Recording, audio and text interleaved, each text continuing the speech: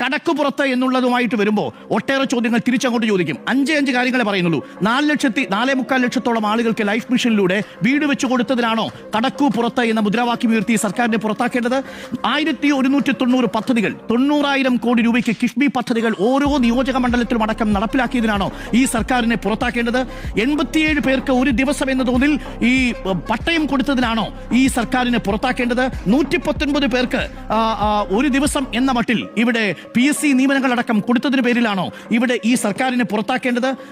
0.55% അതിദരിദ്രരെ പോലും കണ്ടെത്തിയ അതിദാരിദ്ര്യ നിർമ്മാർജ്ജന പദ്ധതി നടപ്പിലാക്കിയതിനാണോ? ഇതെല്ലാം കഴിഞ്ഞിട്ട് കേന്ദ്ര സർക്കാരിൽ നിന്ന് സംസ്ഥാന സർക്കാരിന് കിട്ടേണ്ട ധനവിഹിതം കുറയുന്ന ഘട്ടത്തിൽ ഡൽഹിയിൽ പോയി സമരം ചെയ്തപ്പോൾ പ്രതികരിക്കാതിരുന്ന പ്രതിപക്ഷത്തെയാണോ അധികാരത്തിലേറ്റേണ്ടത്?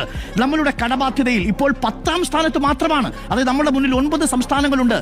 നികുതി വരുമാനത്തിൽ ദേശീയ ശരാശരിയേക്കാൾ 10% സാമ്പത്തികത മെച്ചപ്പെടുത്തിയതിനാണോ ഈ സർക്കാരിനെ പുറത്താക്കേണ്ടത്? അതുകൊണ്ടാണ് ഞാൻ പറഞ്ഞത്, വികസനമാണ് ചർച്ച ചെയ്യുന്നതെങ്കിൽ കേരളത്തിൽ ഇടതുപക്ഷം അധികാരത്തിൽ തുടരും. ഇനി അതല്ല, വർഗീയ പ്രചരണവും ഇപ്പോൾ നമ്മൾ കണ്ടതുപോലെയുള്ള കുപ്രചരണങ്ങളുമാണ് തുടരുന്നതെങ്കിൽ മറിച്ചൊരു വിധി. പക്ഷെ അപ്പോഴും ഒരു തരംഗമുണ്ടാവാനുള്ള ഒരു സാധ്യതയും കാണുന്നില്ല. അതാണ് കണക്കിൽ ആദ്യഘട്ടത്തിൽ ഞാൻ പറഞ്ഞത്.